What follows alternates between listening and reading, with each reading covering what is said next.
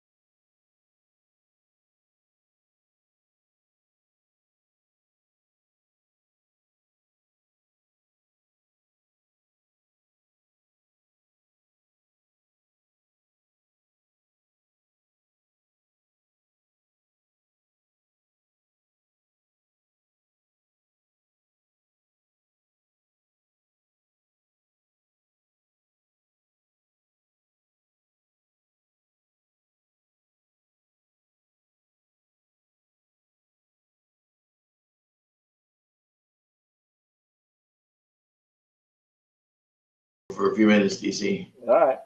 Fonzie, welcome to Over the Guardrail. Over the Guardrail, Daddy. I couldn't wait to get on your podcast. I've been seeing on Twitter, everybody's posting and talking about it, Daddy. You've been over a few guardrails in your career, I'm sure, right? You damn right I have.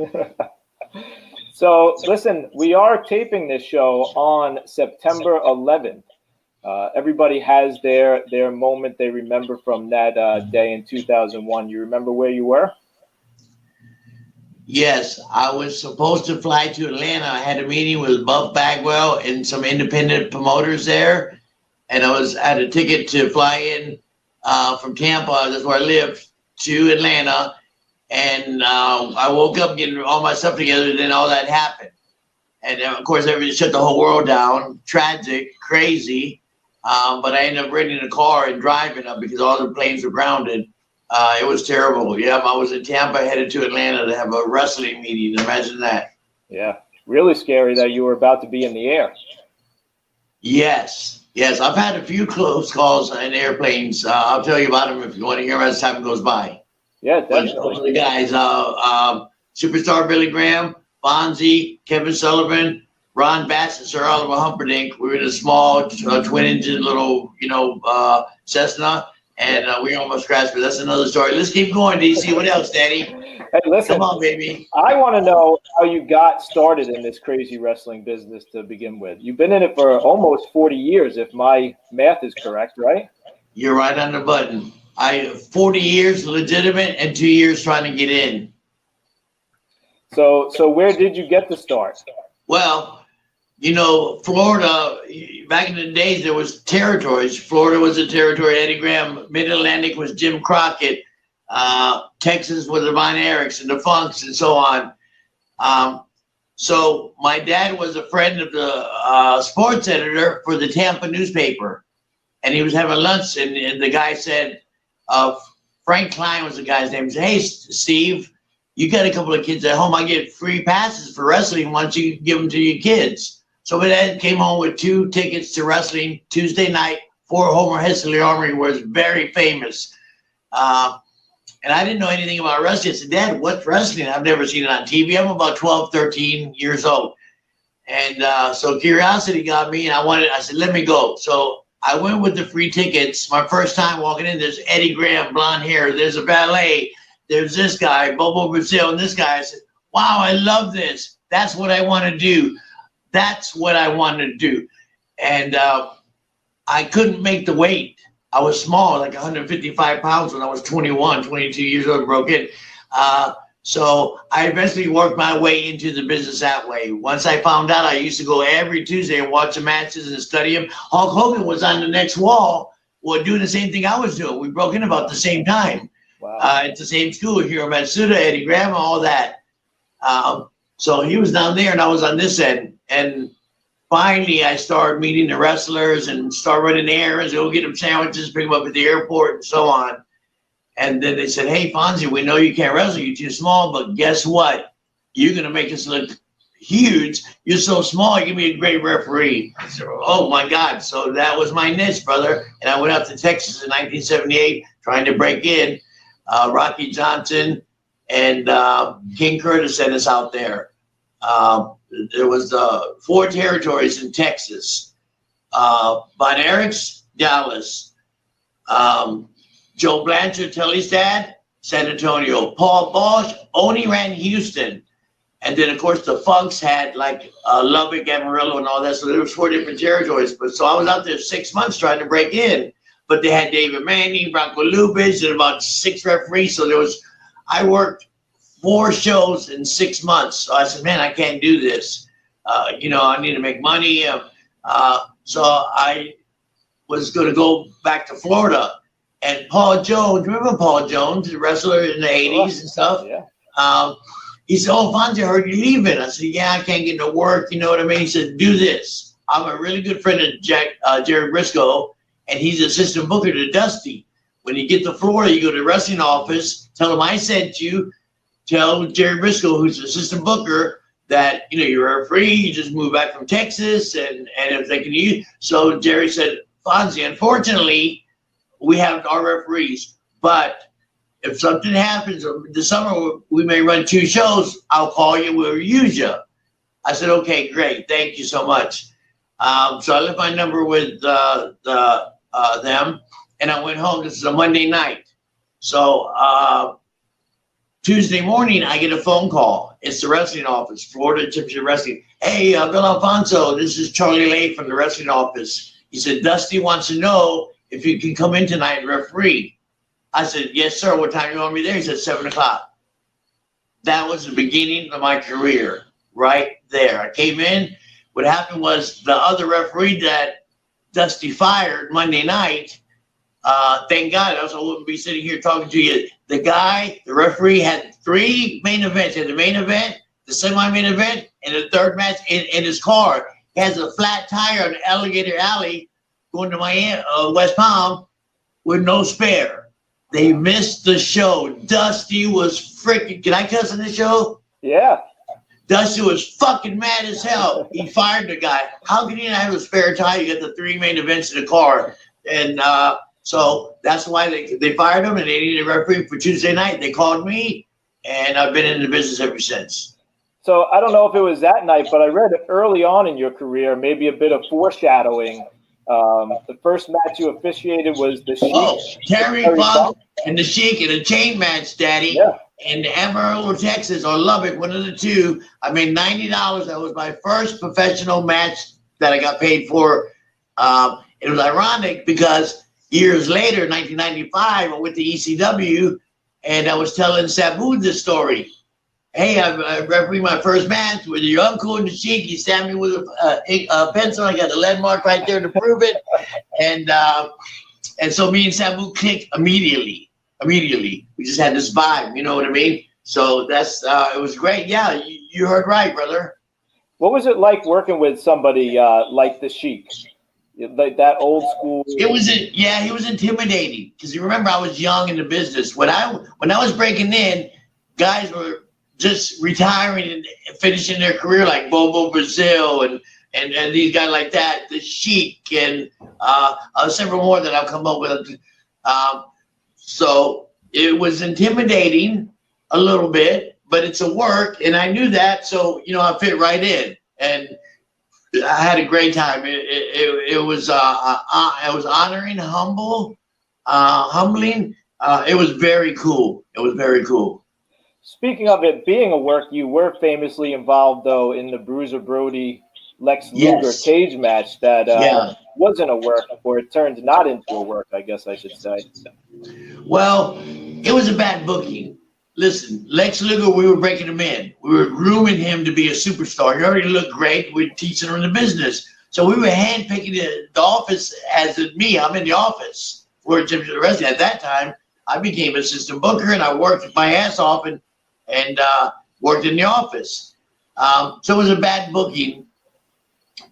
You get a Bruiser Brody, who's he's touchy, he's great, he's intimidating, and you're asking him to work with this young kid who can barely tie his shoes. No offense, Lex Luger, he has a fucking beautiful body. He got over to a certain extent. It was a bad booking. So I said, hey, just listen to Brody, Lex, and you'll be fine, And of course, when we get in the ring, it's like a deer in the headlights. You know what I mean? You're blinded. So Lex Luger was blind. He didn't know what to do. So just listen to Brody. And he got a little excited, and you know what I mean? One thing led to another, and he just freaked out. And he said, Fonzie, what do I do? What do I do? I said, grab me and throw me against the cage. I'll disqualify you or whatever, something. So he did, and he jumps over the cage. He was a little intimidated by Brody. Jumped over the cage, grabbing his bags and hauled ass. But we straightened it all out. It was just a bad booking. They shouldn't have put Luger in there with a big veteran like that. You know what I mean? Right. We're trying to get this kid over. But anyway, it all worked out. And then people still talk about it. That's when I go to do these conventions all over the country. Not so much in the last few months because of the pandemic, because of the 19 virus. But I was doing them all over. And the two questions I can rely on always, they'd ask me about Brody and the cage and Lex. And they'll also ask me about the night I beat the hell out of Mula. And got a little color for her, it was a little bleak. Those are two questions, random questions, depending on what part of the country I'm in and stuff. But very cool that you brought up the Brody thing, yeah. So you were working in the office, like you said. That was around the time of the first Starcade, right?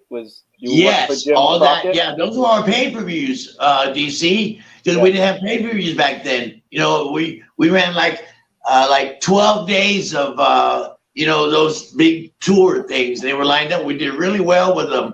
Last Tango in Tampa sold out half a stadium, half a football stadium. That's pretty good for in the early 80s with no satellite, you know what I mean? Just so it was pretty cool. Yes.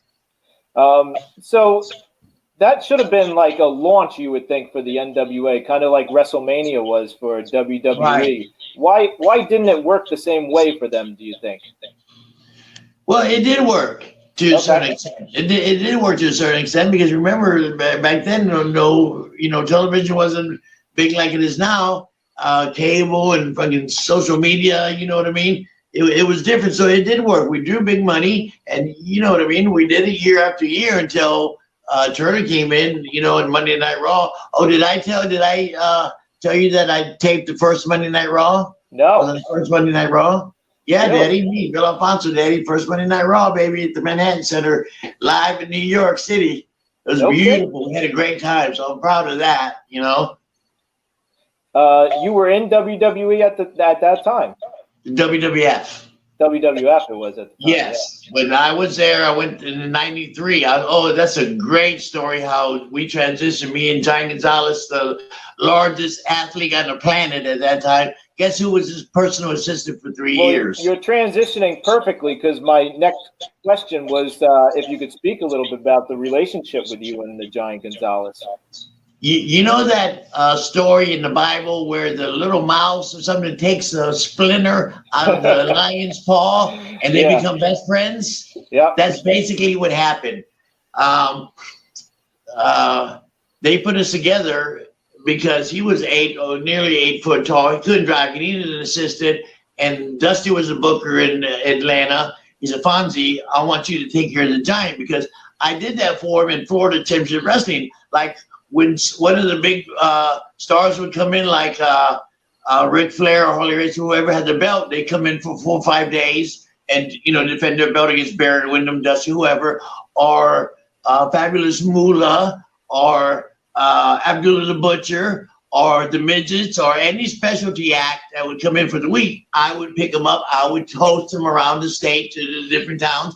So I was used to that. So Dusty says, hey, Fonzie, I got a big, he's working, Dusty's fucking with me, right? He says, I got a big project for you. I said, okay, Dusty. I thought he wanted me to do something. He said, I want you to be the personal assistant for the largest professional athlete on the planet. I said, really? He said, we're going to give you a bonus, too, every week. I said, you don't have to do that, but okay.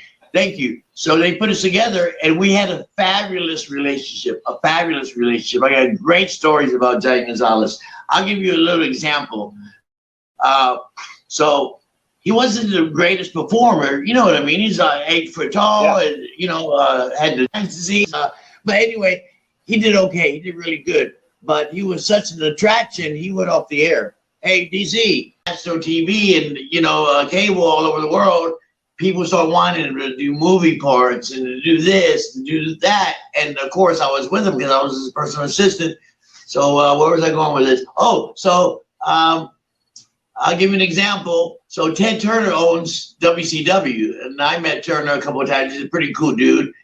And so he wanted me and the Giant, well, not me, he wanted the Giant to go to a Braves game. They were winning World Series in the 90s. Remember? The Braves were real hot, you see?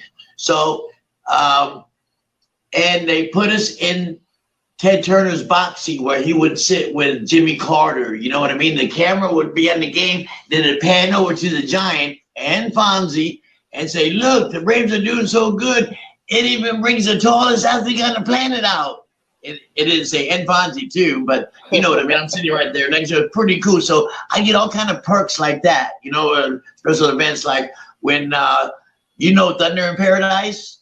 Yeah, definitely. The TV series? Yeah. So Hogan calls Vince up and says, hey, Vince, we need the Giant for our, they're shooting the pilot. And we figured the Giant in, So they flew me and the Giant down to Tampa, my hometown, put us in a swank ass hotel, paid. Oh, I got a great story. And a payday with Hulk Hogan. Oh my God, you're gonna love this one. So we get perks like that. So the movie said, met Carol Alt and Jack Lemon's son, Chris Lemon, and around Hogan and all these impressive people, pretty cool. So we do things like that, man. It was pretty damn cool to, any restaurant we walk into, all the cooks would come out. Oh man, how tall is he, man? And bring us backstage into the kitchen and make us special shit. All the time that happened. It was pretty freaking cool, DC. Was his career just booked wrong? Why wasn't he a bigger star, do you think? He was such an attraction. Well, he was only in the business a few years. They were trying to push him. He was an attraction.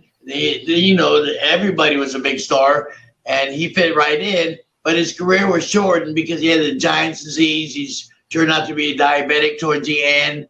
His knees were bad. He could take the traveling and stuff. If they were paying him $500,000 a year, they would offer him $2 million to say he couldn't have. Right. He just couldn't. He could keep going. So that was the problem. So they could invest too much time on him because they knew he was leaving in a while. But those couple years or 3 years that I was with him was spectacular. It was very unique. How many Fonzies do you know that was a personal assistant for the largest pro athlete on the planet? That's pretty cool to say that. You know what I mean? Only one. And that's a shoot. I'm dead serious. The largest athlete on the planet, Daddy. And I was hanging out with him for 3 years and getting paid for it. I said, fuck, Dusty, you don't have to pay me. How much my check was so big, I was scared to catch it. It was crazy. Getting ready for this, I came across a picture of you, Hulk Hogan, and the Giant. You guys all had your shirts off and you were posing. Not an ounce of fat on me, Daddy. It showed how big the Giant really was. Well, that picture was taken at a hotel when we were taking a break. We were shooting Thunder in Paradise, and we were all working out. We all looked great. And, bigger and bigger. It was an impressive picture. That guy was huge, man. Yeah. That's one of my top 20 favorite pictures. I love that picture. So when you guys went to WWE, did you consider asking to manage then, having that great relationship with him? Or I didn't have any stroke. I was happy to let me lead up into that, okay? Okay, yeah. DC? So we're in WCW, me and the Giant. Yep. And this new CEO comes in named Jim Herd. Remember that name? Sure. Jim Herd. He was the CEO of like a Pizza Hut or something. He knew nothing about wrestling, but he knew about money and finance and all. So they brought him in to manage our freaking company.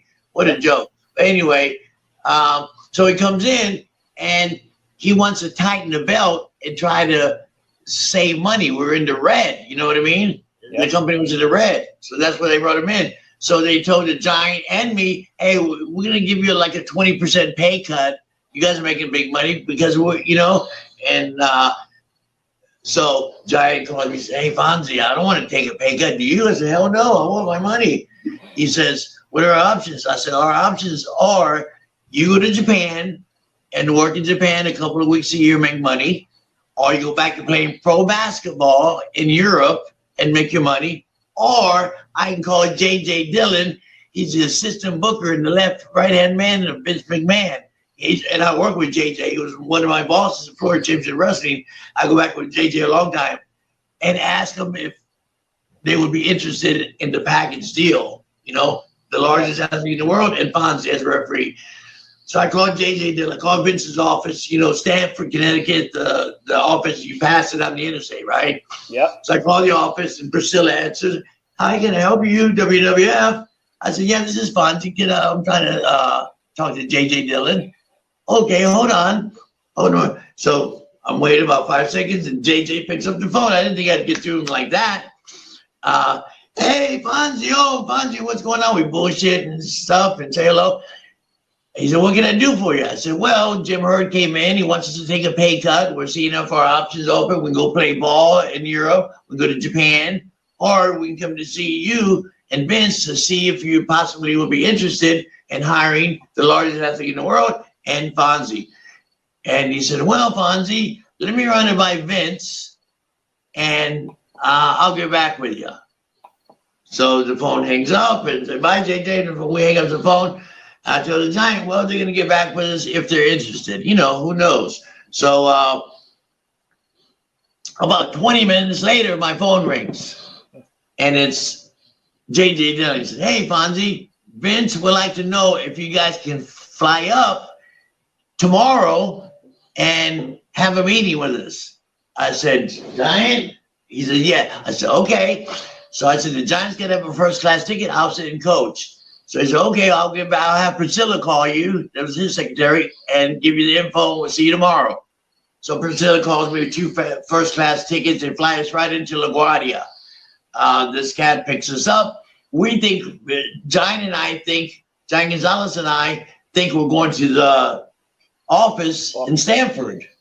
And we pass the office. Damn, that looks like y'all right there. We pass the office. We go right to Vince's house. This is unusual. You know, nobody goes, well, the guys go to Vince's house, but they conduct business at the office. So we go right to Vince's house. Impressive house. You know, Vince has got big money, beautiful house. Me and Giant walk in and they love us right off the bat. I've never met Vince, but I know JJ. JJ's never met the Giant. Everybody's looking at the Giant spot there. When you first see him, it's amazing. Really, it's amazing. Yeah.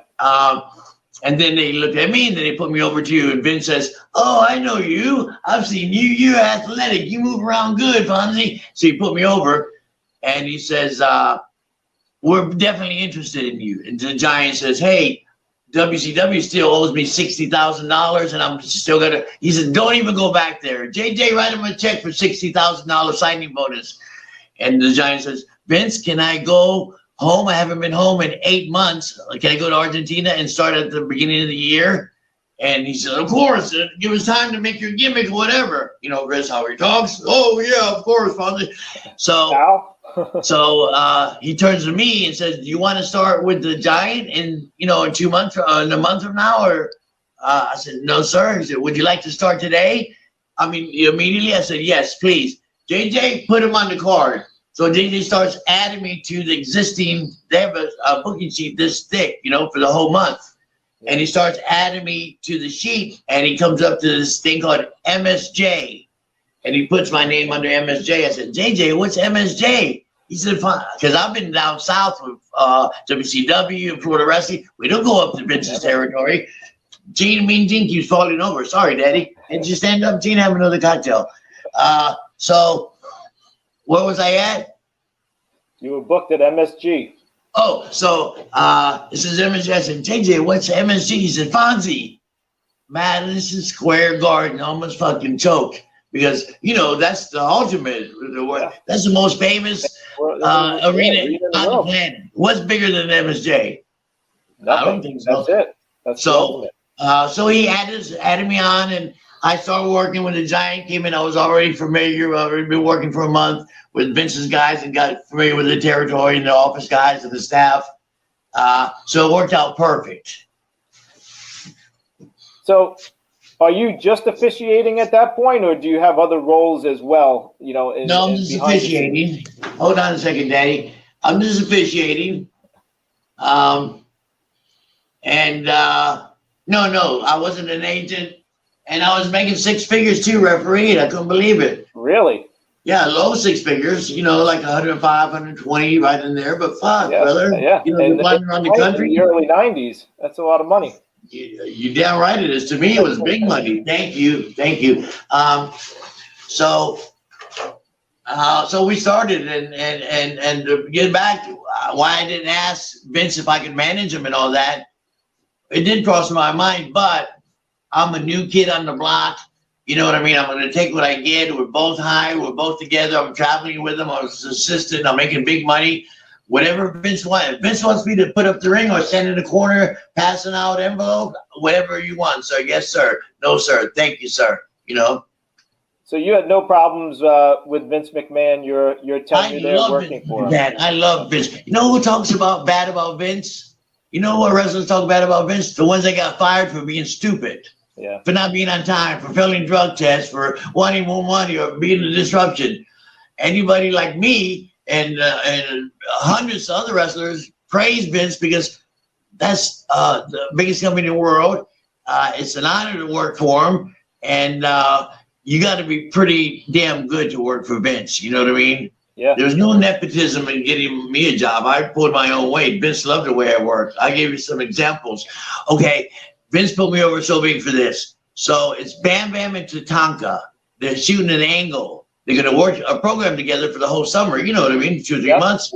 So they got to start off. So they were going to do a big thing in the dressing room, film it, and do a pull-apart in the dressing room while the referees pull Bam Bam and Tatanka apart. So I grabbed, and Vince is watching all this, and I grabbed Bam Bam. I said, hey, Bam Bam, you see that trash can about 30 feet away? I said, I'm going to be the first one to you, and I'm small. Grab me by the back of the neck and by the waist and throw me, and I'll go flying into the trash can. And then, finally there. So action rolling, and bam, bam, bam, they do the thing. Here comes the referee. On the first one, he grabs me and shoots me like a bullet, brother. I swear. And I fly through the air. There's a big noise. It looked great. And after we stopped rolling, Vince said, hey, who told you to do that? Fonzie? I said, nobody. I said, Vince, it doesn't make sense for me to grab Bam Bam Bigelow and try to separate him. Just toss me. So that's what, I loved it, Fonzie. Great. It looked great. Boom. So he pushed me over. Vince liked me a lot. So, and I have all good things to say about Vince. So like you said, they're the biggest wrestling company ever. Were you involved in WrestleManias while you were there? Yeah, 9. WrestleMania 9. Oh, WrestleMania 9. Yeah, I came in right before, right after 8. I did, so I worked that year. Then I did WrestleMania 9. Then I finished up right before 10 was at Madison Square. Yeah. I left. Then I went to ECW. That's a great story too.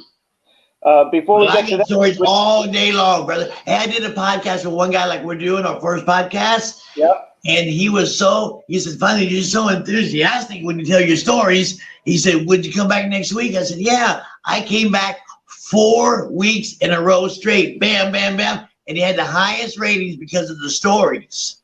He said, I had the highest ratings because they'd pump it all week. Oh, Fonzie, be back with this story. So it connected.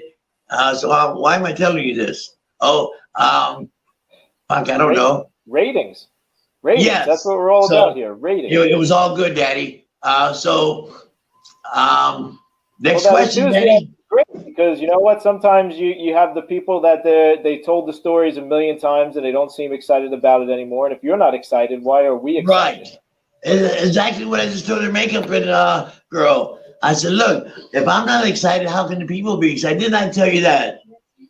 You hear it? She said, yes, you did. So it makes sense. Hey, this is a work. This is a business, brother. And I love it. Just like DC, you wouldn't be sitting behind that desk doing podcasts, doing your business if you didn't love the business like me. I love it. Love the like business. You said, you had that hooked moment from the second I saw it at 8 years old. I couldn't turn away.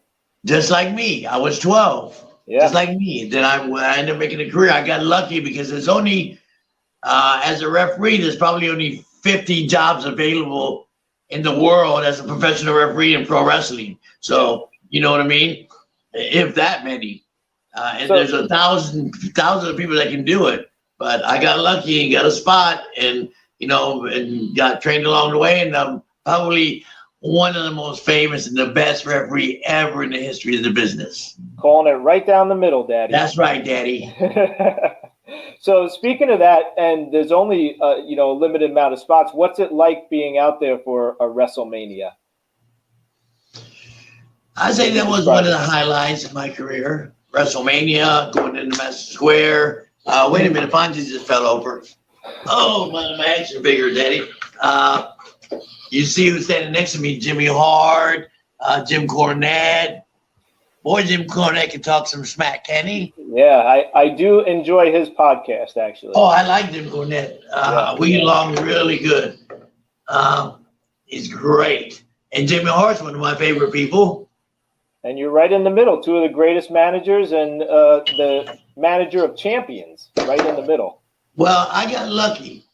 When they brought me in, ECW, originally Paul Heyman, we're friends. I helped Paul Heyman break into business. Did I tell you that? Did I mention that? No, okay. I did not hear that. It's a great story, but I'm going to bypass that. We'll get back to that. So Paul Heyman called. I was supposed to come in for 4 weeks and then get chokeslammed by 911. And then, that was my little 4 weeks and I'm done. Yep. But I came in as the anti-violent, fresh from WWF, where Vince wants the doctor's wife, and the doctor's 2 kids at ringside. He doesn't want all ringside guys 18 to 32, you know what I mean? Hardcore. He wants fucking entertainment. So what were we talking about? Paul Heyman and breaking into. I was supposed to come in for 4 weeks. So it's the gimmick started getting over. The people legitimately wanted to fucking hang me. These are smart marks. And hey, straight up that camera there, Daddy. You're going crooked. Pay attention to your job. You're not making big money doing stuff like that, Daddy. We got to have a good. So the gimmick started getting over. You're not doing very well there, cameraman. What, are you high? No, I'm fucking with him. Bubba's my boy. He was talking to his beautiful assistant. Bill Alfonso stopped the violence, got over. Fonzie, we're going to clip a microphone on you. We're going to take the big one out of your hand for a little while. All right, Daddy. That means I can talk with 2 hands? Yes. All right. See, thanks, Vince. So the gimmick got over, DC, and unexpectedly, it got over. It was gathering momentum and stuff, my character, and then Paul Heyman comes up with being Taz. Fonzie, we're going to extend your thing. We're going to put you with Taz. And we're going to put the belt on him. It's going to be a big thing. I said, great. So then when I did the thing with Taz, and it worked out freaking fantastic. I got good stories about all that. Just backing up a little bit, though. So you've been in the business for a long time going into ECW, and they're pretty much an upstart. Yes. What's your take on the company as you go in there? Do you think that it's going to be? Oh my God! So when Paul Heyman calls me on telephone and says, "Hey, Fonzie, come up for 4 weeks. I got this company ECW." I said, "What the fuck's an ECW?" I just come off with the major fucking companies on the planet: WCW, Ted Turner, Vince McMahon, WWF, Japan. I've been flying back and forth to Japan doing refereeing over there. Where I was 4 championship wrestling, I can do major things. I've never worked an indie show in my life. I've been a 5-star. He says, well, we get this upstart company, bam, bam, bam. Explains it. I said, great. So I fly to Philadelphia. I get off the plane. I go to the ECW arena. I'm wearing a fucking $1,000 suit. I got a Submariner Rolex, and I got Louis Vuitton luggage. I walk in, there's the Sandman smoking a cigarette with a t-shirt on. There's Mikey Whipwreck. There's Tommy Dreamer. There's Taz. There's this guy. I don't know one fucking guy in the dressing room except Paul Heyman. I said, what the fuck? And then they thought the same thing about me. They said, who the fuck is this guy coming in with a suit and all this shit? It was great. It took me minutes to get over, you know what I mean? We saw bullshitting. And Paul Heyman created all the stars. What I thought about the company was, damn, what a damn pretty cool little company. And it's hardcore. They had an audience for it. Paul Heyman was creative. He's brilliant, Paul Heyman. So I was loving it. And then we progressed very rapidly. Very rapidly. We started, first pay-per-view, Barely Legal. That's where they switched me and put me with Van Damme and Sabu, which was great for me. That's all we're talking about, managers and champions. So one champion to others. I've only managed champions. Now I'm at AIW out of Cleveland. Great company. Matthew Justice is their champion. And of course, I'm with him. I just did a year there. August 2nd was my first year. I finished. I just did another verbal contract year with them. They pay me well, really good. They fly me up twice a month, sometimes 3 times a month. But now, pandemic, has been less. Yeah. But great company. And it reminds me of ECW. John Thorne, who's the owner and promoter and the booker and all that for AIW, does a great job. Reminds me of Paul Heyman. Reminds me of ECW. What a great little company ECW was. It turned out to be one of the big 3 companies, and we're still talking about ECW today. Yeah, I mean, that run that you had when you got with Sabu and Rob Van Dam, what was the moment that stuck out in your mind from that run? From the run? Yeah. Yep. Was there like a wow moment during that whole thing? When they first put me with them? Yeah, yep. I don't know if it was a wow moment because I really didn't know Sabu that well. I didn't know how, and Van Dam wasn't over yet. He was starting to get over. He was just, starting the whole fucking show, and he was tremendous. So we all grew together. The wow moment was every fucking Friday night in the bingo hall. That was a wow moment. When we got Barely Legal, wow moment. When we did another pay-per-view, wow moment. When we did this, it was a wow moment. When we went to Japan, ECW, to do a joint show with those guys over there, a wow moment. It was a lot of wows, Daddy. So let me ask you this about those 2 guys in particular, Sabu and Rob Van Dam. Yes. Are they first ballot Hall of Famers to you? No doubt in my mind. There's nobody like Sabu. Nobody like Sabu. Sabu was the toughest fucking guy. Not like he'd beat you up, tough guy. I mean, take punishment on his body. I mean, I get ripped open from here to here, the barbed wire match, and freaking things like that thing, his meat's hanging out and shit. And of course, he went into the shot for about 6 seconds. He went, "Oh, Fonzie, oh, go give me some tape." So we taped it up. If you look at him taping it up in that barbed wire match between Terry Funk and Sabu, he's taking a reverse neck breaker onto a steel chair while he's taping his arm. The fucking coolest thing I've ever seen. Bam. Sabu's a first-round Hall of Famer. Van Dam, nobody like Van Dam. Who does a better frog splash, 5-star frog splash than Rob Van Dam? Maybe the Guerrero, maybe even close. Maybe. Van Dam's the man. He's real. He believes he's RVD, and he is. He's really RVD. What I love about those 2 guys. Hey, Daddy, come on, DC. I'm on the phone. I'm doing a podcast, brother. All right. They're calling already. Those 2 guys, I love. I think that they would do it for free, and that comes out in their work. We all have to make money, but I think they would go in there night in, night out, and they'd wrestle for free if they had to. Yes. So we were talking about ECW, and you said you helped Paul Heyman break into the business. Is that what you said earlier? Well, I was instrumental. I was a small part of pushing him through. So I'm the assistant booker in Florida. Bob Ruper's a booker. I've been through like 25 bookers, Dusty, Terry, Dory Funk, so many, Wahoo McDaniel, this guy, that guy, and I'd help them all out. So the question was, how do I help Paul Heyman out? Oh, so I'm the assistant booker in Florida. He came down for the summer. He came down with a friend of his. His name was Tombstone.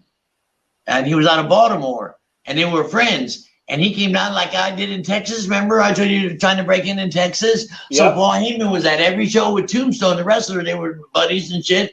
And he was trying to break into business. So Tombstone is leaving the territory like I was. Remember, I was going to go back to Florida? Yep. Hey, pay attention, Daddy. Don't be looking at your phone and talking to me at the same time. We're trying to do a professional podcast here, Daddy. You Come caught on, me there. DC, baby. So I'm fucking with you, Daddy. I got you. So Tombstone, Paul Heyman's friend, is leaving the territory in 2 weeks. And Paul Heyman comes up to me because I'm one of the bosses. He said, hey, Fonzie, do you think it's possible if I come to the ring and be his manager for the last 2 weeks he's here, Tombstone? And Tombstone's working with Scott Hall, Razor. Yeah. He's working with Scott Hall and taking the big bump, you know what I mean? Because he's leaving the territory. He's getting beat every night. So Paul Heyman said, hey, you think I can go to the ring with him and be his manager? I said, well, you got any clothes? You got a pair of Converse on that are fucking wore out.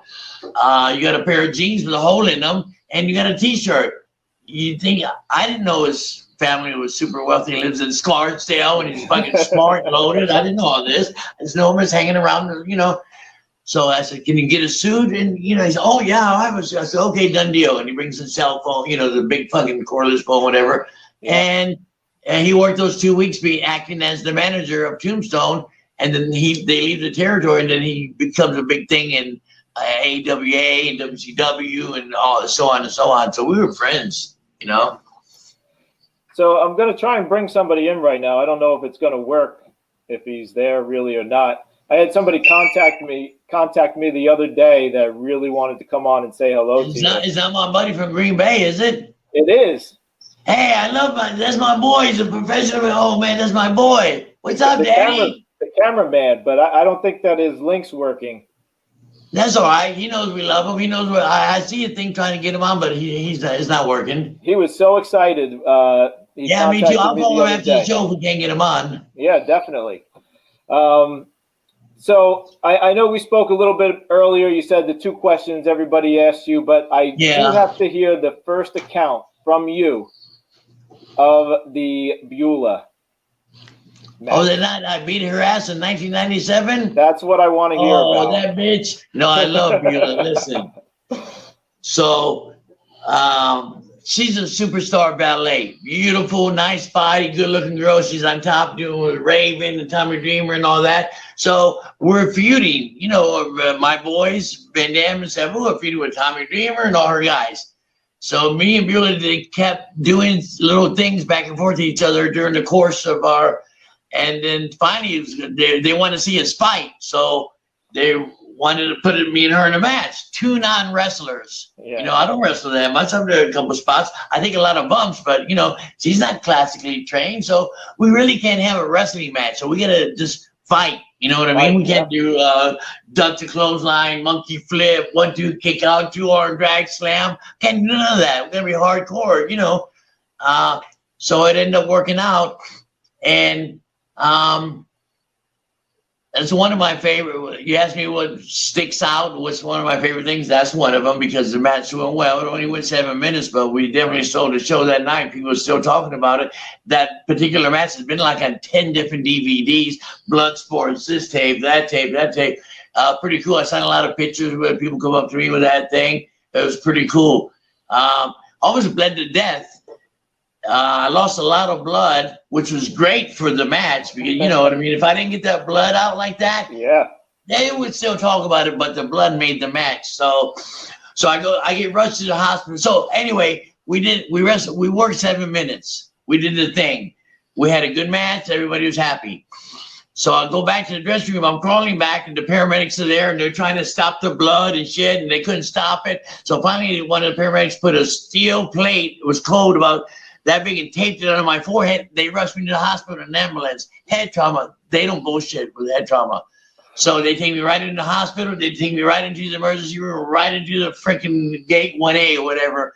I got a couple of people working on me, and some nurse comes up to me and says, she starts untaping my tape. I said, oh, don't do that, because it's gonna, I'm bleeding a lot. She says, son, I've been a nurse for 27 years. Don't tell me what to do.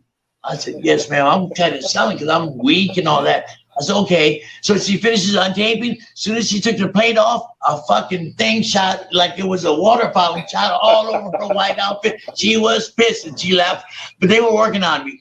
And I had a couple, like 2 or 3 doctors, because I had zapped an artery or something, whatever it was in my head, like a vein or something. It was just shooting out blood. They couldn't stop it. So they brought in the jumper cables, the ones they put on your heart to resuscitate you. Yeah. I said, oh, what are those for? They said, just in case. I said, okay. So they ended up stitching me up. A specialist had to come in there and sew something together inside and then outside. And they wanted me to stay in the hospital. DC, listen to this. They wanted me to stay in the hospital a couple of days, right? I said, look, I got a 7:30 flight back to Tampa. I'm not staying in no fucking hospital. Oh, no, please don't fly. Don't do this. They said, you got to sign a release form if you're leaving on your own free will. So I said, yeah, I'll sign it. So the doctor said, whatever you do, don't smoke a cigarette, don't smoke no pot, don't have an alcoholic drink, and don't take no pain pill, no nothing. This is vital. I said, okay. So the lady brings me out in the wheelchair out to the parking lot. There's Sandman. He's been waiting for me. He's got a 44-ounce cocktail with Grey Goose and cranberry, just that big. He's got a Percocet. He's got a joint and a cigarette. Imagine that. Did I catch my flight the next day? So exactly what the doctor said not to do, I did. I look back at it, it's very irresponsible, very stupid. Of course, that's how 6 to 8 of us died. Accidental drug overdose, accidental, like, God bless Chris Candido, don't fly, all kind of things. And I feel terrible telling you the story. I'm making a joke out of it a little bit, but that's how we were back then. You know what I mean? Now I'm pretty cool, but that was my real thing. I almost bled to death, Daddy. So speaking of the Sandman, was the Sandman Sandman. Is that a character, or is the Sandman who the Sandman is? I'd say he is 80% Sandman and 20% Jim Fullington when we're not around, when we're not in the arena or something. Yeah, he's pretty much like that. Yeah.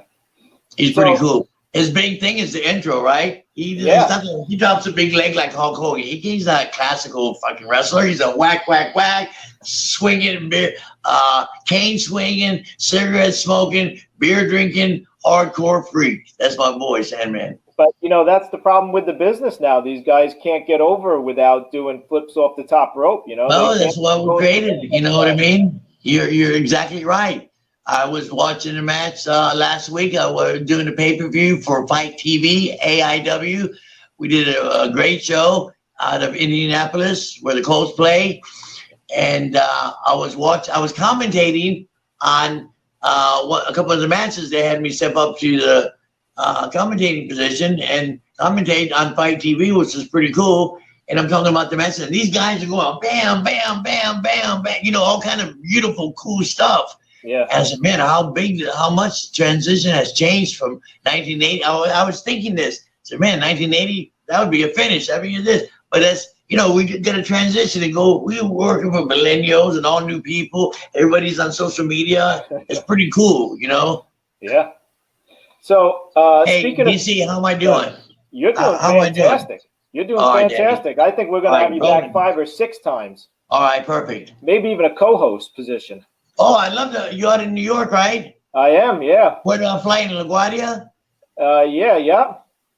Perfect, Daddy. Let's set it up. We'll fly you right in. I'd love to come up. But let's do something where we both can benefit off of it. Let's entertain some people. Let's do it like an event or something. If you have like an autograph section we'll do one something of these going on other than just fly me in for an hour podcast. You know what I mean? Yeah, no, we'll do a virtual signing or something like that. Something, brother. Bring me in. I'm a good ad. Like if you brought me in by myself, Bill Alfonso is going to be at this signing autographs.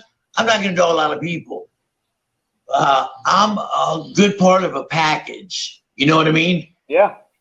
I was hoping to do, it doesn't look like it's going to happen any of the conventions, but, last year I did the big event in Queens with TJ Perkins.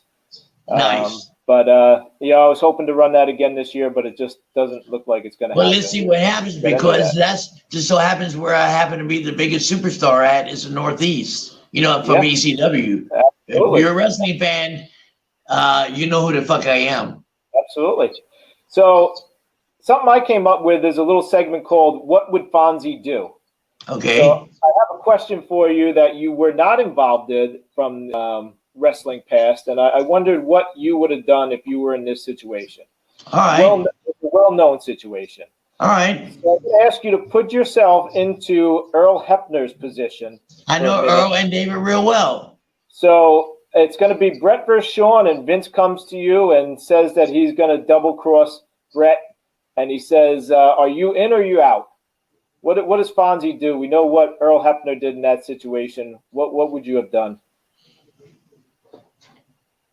Well, the smart thing to do is, look, one wrestler, Bret had a little heat with the office or whatever the little thing was. That can be worked out.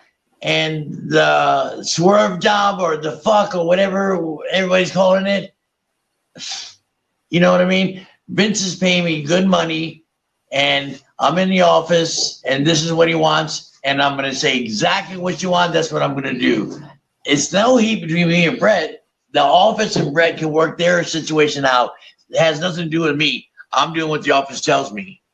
And you're damn right. I would have done exactly that. I would have done exactly what Vince McMahon asked me to do. Exactly. No more, no less. Yeah. And then me and Brett would have worked it out.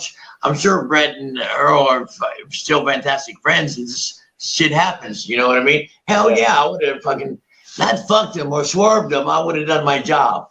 Right. Yep. You're just going out there doing what you're told to do. Exactly. Because Brett's not going to pay me $100,000 a year. You know, you feel me? Yeah, absolutely. This is very true. I got a kid. I got a house payment. Not no more. But, I got, got to keep going, Daddy. So, and if Ben said, you're in or out, that means I'm out and I'm going to get fired. Are you kidding me? There's not too many guys that say, I'm going to stick with Bret Hart because he's my boy. Fuck, I am his boy. And I just seen Bret Hart. I love Bret. He's badass. Yeah, that's my answer.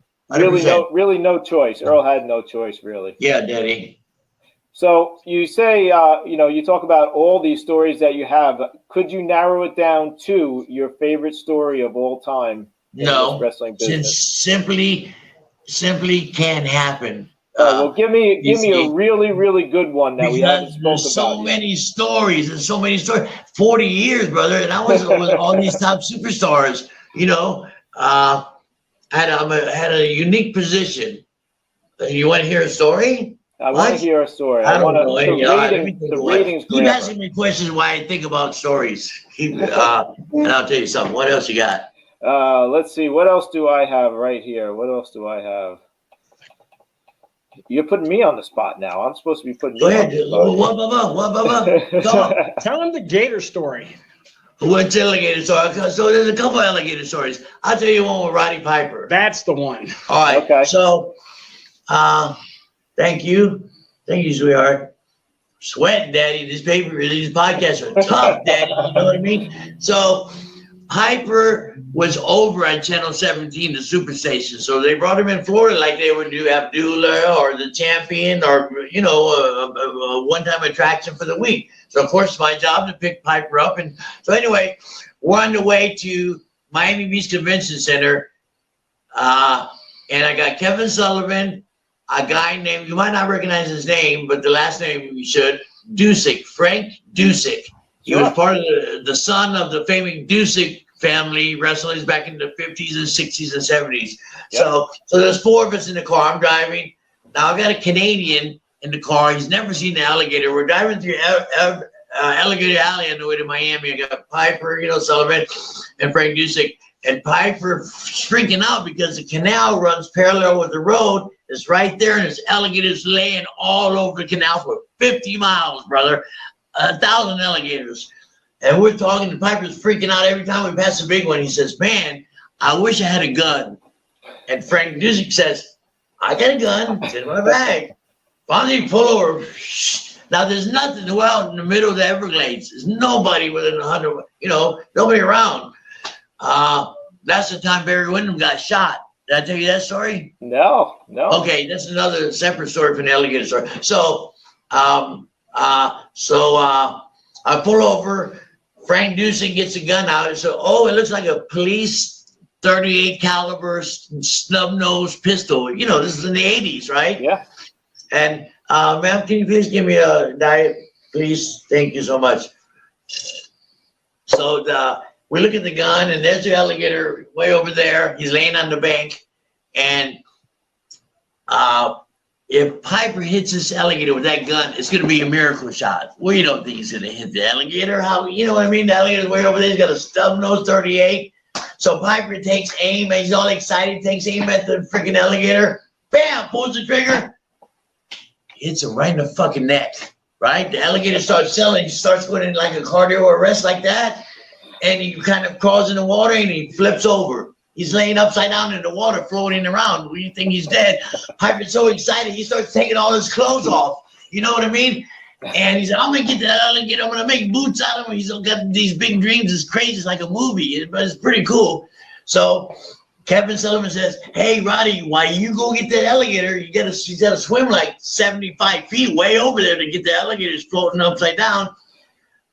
Kevin says, I'm going to go way over there and try to attract some of the other alligators while you go out there. So Kevin goes way down there, and he's splashing the water, and sure enough, a bunch of alligators go towards Kevin. While the gators are going towards Kevin, Piper tries to sneak in the water. He's in his underwear only. White underwear, like BBDs, you know? And he starts swimming towards the alligator, man. And all of a sudden, the alligator flips over. He was working. He wasn't fucking hurt too much. He was working, and he started going towards Piper, and it looked like a fucking cartoon, you know? The coyote and Yep, just about. the Roadrunner, how the Roadrunner hauls ass. So it looked like that. Piper starts swimming, and it was like a comic thing, you know, starts swimming real fast like that, and barely gets out. The alligator, you know, goes away. So that's a kind of a story, you know. That's a crazy story, and there's got to be a ton of those. It's what we do, things that we do on the way to the building when we're traveling together that people want to hear, because they see us in the ring, DC. Yep. You know, they see what we do in the ring, but they don't see us leaving our house, getting dressed, going to these buildings and flying to Japan and doing this and that. They want to hear the backstage stories. Yeah. The fans, your fans, my fans, our fans, the wrestling people love these stories. And, you know, speaking of good stories too, and maybe behind the scenes, you have that NWA belt right there in front of you on the table. Were you there? I refereed so many NWA matches with Ric Flair. Oh, they flew me to Tokyo in 1991. Said, Fonzie, we want you to go to Tokyo because you're one of the best referees in the business, and this is a very important match. It's the WCW, owned by Ted Turner. It's a pretty big name. You know who he is, right? Yeah. Super owns every fucking thing in Atlanta, the Braves, the Hawks, CNN, this and that. Jane Fine, got it all. But anyway, they said, Fonzie, we want you to go to Tokyo and referee the main event between Fujinami and Ric Flair, because it's a joint show. There's 65,000 people in the Tokyo Dome that want to see this. And there's a bump where the referee takes a bump involved. There's a lot of explaining, a lot of, you know, it's got to be on point. And so they flew me over. That was one of the many, many matches that I refereed with this belt with Harley Race, Dory Funk, all the champions that had the belt. Excuse me, I refereed their matches, somewhere here or there. But that was a big wow moment for me. Flying to Tokyo, 65,000 people, very important match, joint show. You know what I mean? And I did real good. And I looked like $1 million. I looked so good, they put me on the cover of the largest wrestling magazine probably in the world. I mean, it sells like 200,000-300,000 copies when it comes out. You know what I mean? Yeah, I mean, wrestling's probably bigger in Japan than it is here, right? I mean, 65,000 people. That was pretty good. But anyway, I took the bump. The match got over. I looked like $1 million. You know what I mean? My hair was beautiful. I'm young. I'm handsome. All trimmed up. Designer shirt. I put a Japanese flag, an American flag, because it was Japanese versus America. Flair, Fujinami. You know, beautiful bow tie, designer. Really nice. Really nice. And I did a spectacular job. Spectacular job. Not a good job. Spectacular. Where when I came back, the Japanese office, domo, patted me in the back, and Dusty said, give me the thumbs up and shit. Because it was a nice bump and all that. In a match like that, was there ever any worry that there may be a shoot and, he may try and take the belt from Flair? Not that particular. There was no heat. No. We were all conclusive. All working like a well-oiled machine. Everybody wanted this to get over. You know what I mean? And it did. It worked real good. When you're on, you're on. You know what I mean? Yeah. We don't have time for bullshit. We don't have time for bullshit. You know what I mean? If there's a little controversy, we don't want. We're business, brother. Right. Everybody's got to make money. That's the guys that don't last. Those are the guys who talk bad about Vince. Remember I said the guys get fired and shit? That's the ones that talk bad about Vince because they fuck up and, they're trying to ruin our fucking smooth thing. We don't got time for bullshit. So, the referee really does play a pivotal role in a lot of these matches that people, well, they probably realize now because we hear the behind the scenes stuff, but back then we certainly didn't know. Exactly. How much you guys were involved in that. So, I want to hear, too, a good Francine story. I'm actually lucky enough to, once a month, I'm on Francine's podcast or Eyes Up Here podcast through Patreon. You have a good Francine story I could bring back to you? Would you do me a favor? Yeah, of course I do. Hell yeah, Daddy. Would you do me a favor, though? Absolutely. Yeah. When next time you connected with Francine online or not online, you do a live broadcast with her? Yeah. Tell her that Fonzie loves her and she's spectacular, but put her over for me. Talk her up. Fonzie said this, Fonzie said that, and it's all true. I remember her going through a couple of tables here and there and freaking looked spectacular, like they killed her, and it probably did. Basically, she was a little small broad, a little waist like that, beautiful slim body, big upper body. You know what I'm talking about? Those big things, beautiful, and a good-looking girl, and she loves the business like we do. I seen her get bumped so bad that she was walking with a limp. I felt sorry for her for like a month. She took this spectacular bump. I forgot which one it was, but so many, ACW is crazy, where she was actually limping and walking like this. She's walking like this, DC. I swear, and I almost cried when I seen that kid like that. I said, man, poor kid, and it wasn't for like a day or two. It was for like a fucking month. It was crazy. Yeah, I know she's really bad she's one. strong, and she's smart. She loves the business. I see her on Twitter and all that all the time. Pushing her stuff. She does real good. Yeah, real good. She's really a great person too. She really is. I have a lot to thank her for. And I told her I was interviewing you, and she sends her love. Actually. Oh, cool. She loves Fonzie. So cool. She's so cool. She's dope, man. I'd marry her if she wasn't already married. But we can't. Hey, I was going to tell you something. Oh, you know who Missy Hyatt is? Yeah. I've been trying to get her. Did you see us on Judge Mathis? Did I see what? Did you see me and her sue each other on Judge Mathis, the TV series, the judges? No, but I read about that? it. No, I didn't see the video, though. You can pull it up on Google, Bill Alfonso on Judge Mathis with Missy Hyatt. It's a good story. You want to hear it? Yeah, absolutely. I love Missy Hyatt. How are we doing on our time? We're doing great. I got as long as you have. Brother, I can talk for 12 hours.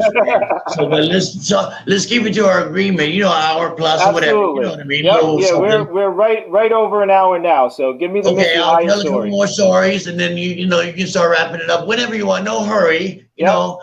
But I live in Tampa Bay.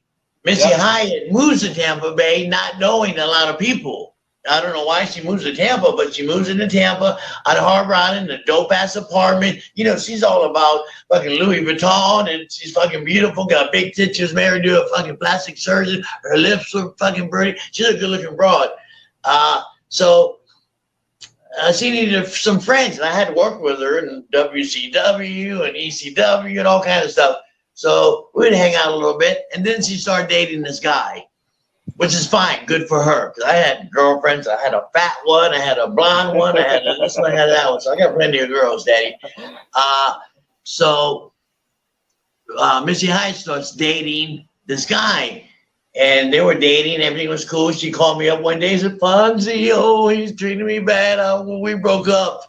can you come for me and come hang out with me? Let's go to lunch. And, I said, okay, come on, Missy. So we got together. She picked me up and she came to my house, picked me up. We jumped in her car. We drove and had a nice lunch. And I talked her through it. And, everything's cool. And she calls me 2 days later and says, oh, I got back together with, I forget his name, Bobby. I got back together, Bobby. I'm so happy. I said, good for you. Good for you. So 2 weeks go by, I get a phone call. Fonzie, she's crying on the phone. I broke up with Bobby because he was treating me bad, and you want to go have lunch?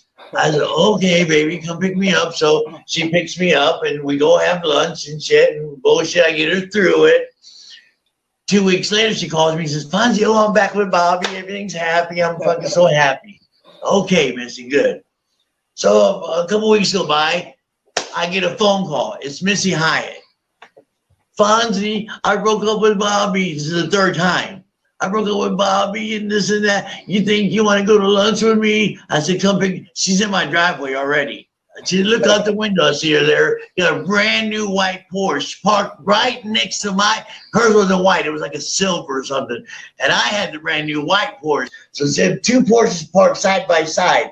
So I come out and she says, you drive my new Porsche. It's only got 1,000 miles on the Fonzie. So I jump in, I'm driving the car and she's crying, tugging on me. And, it's nice to have a beautiful girl with big tits pulling on you, you know what I mean? Crying, hugging, pretty cool. So I'm paying attention to her. I'm driving, paying attention to her. And my phone rings. It's a girlfriend of mine, one of my fat blonde girls. And I'm trying to talk to her, Missy Hyatt, and I look that way, bam! I rear-ended the car. Oh my God. The fucking Porsche was fucking mangled. Brand new car. Missy flips out. The police come. Oh my God, it's a big fucking scene. So the next day, Missy calls me up, says, Fonzie, my agent got us a slot on Judge Mathis, a real popular fucking judge show, right? On national fucking TV. Do you want to do it? They'll pay, they'll fly us up, they'll put us in a 5-star hotel, they give us a per diem, they give us a talent fee, plus we were talking about it'd be good for, I said, okay, I'll do that. No problem. So we fly up. They tape it in Chicago. So they tape like 5 or 6 episodes in one day, because they're only a half hour long. So the producer comes up to me and they got me and Missy separated, but all we gotta do is tell her the truth, right?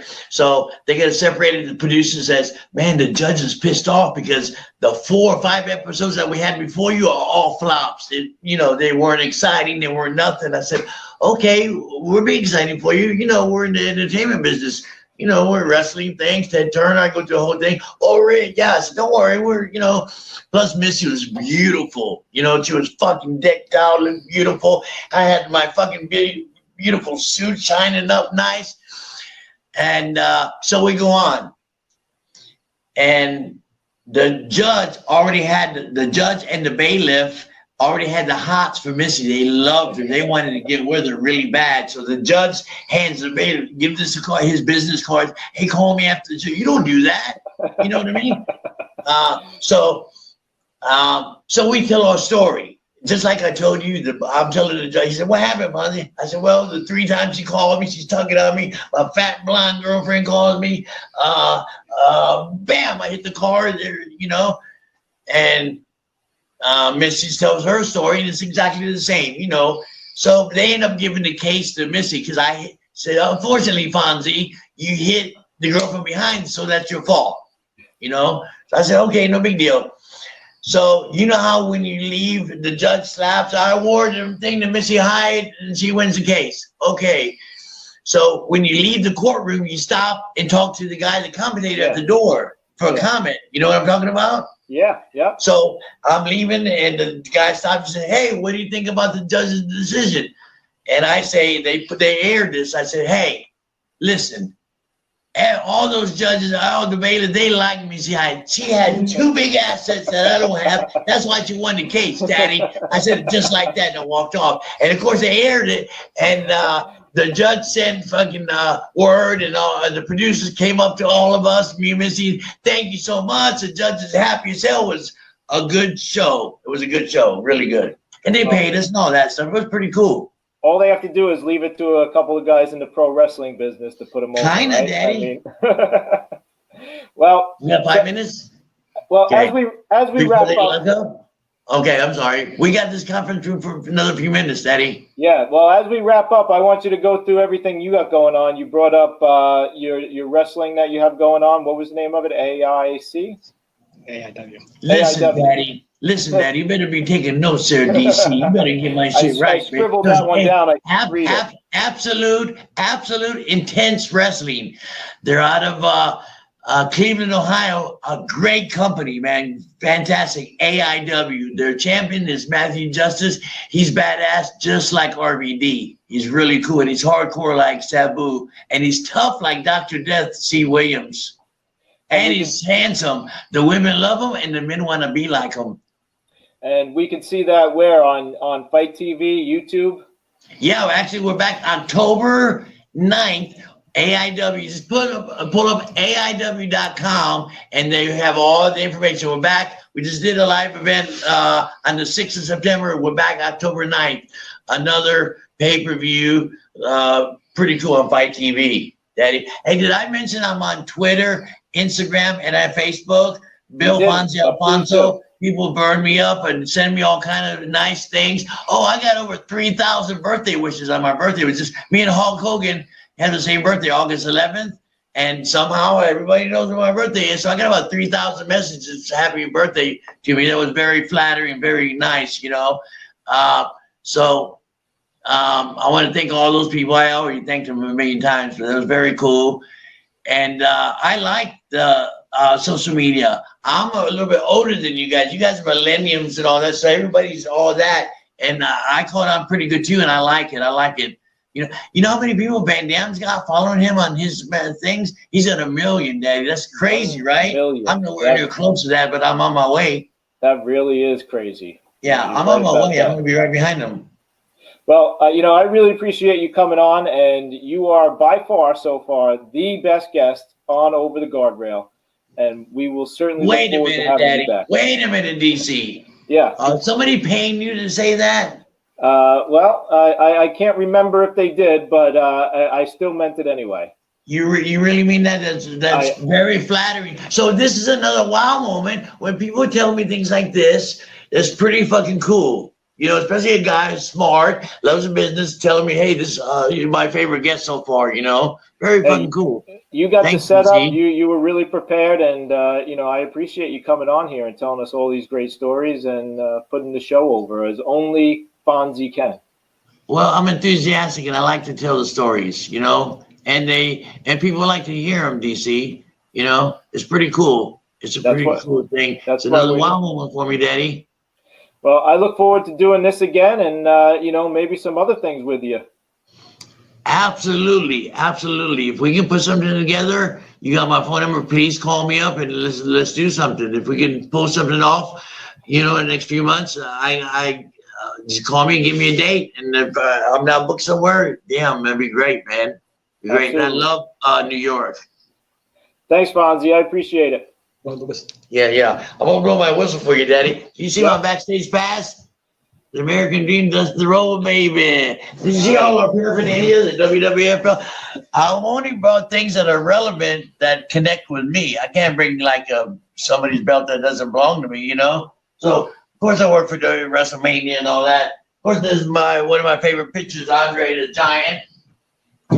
Of course, I've been to WCW Nitro, been all over that, Daddy. Of course, I've been a hardcore ECW badass. There's my two champions right there.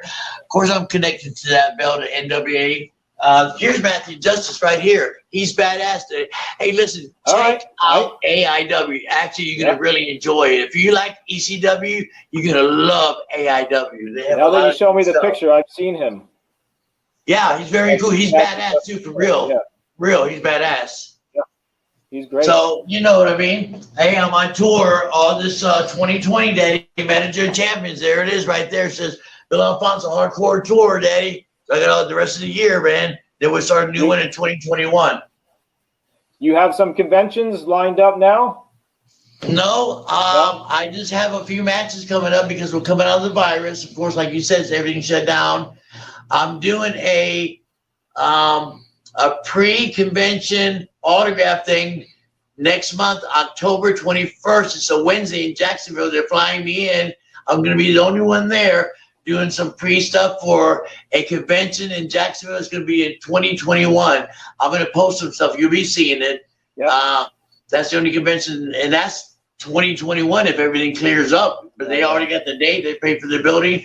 I'm doing that. I got the show coming up in Indianapolis. I got a couple of small things. I got another podcast to do coming up. Oh, I've done 28 podcasts since March, so it's pretty cool. Yeah. You know, so that's keeping me busy, and it's creating a little revenue, which is pretty cool. You know, and I love the business like you do. So you know, I'm having fun and creating a little bit of revenue too.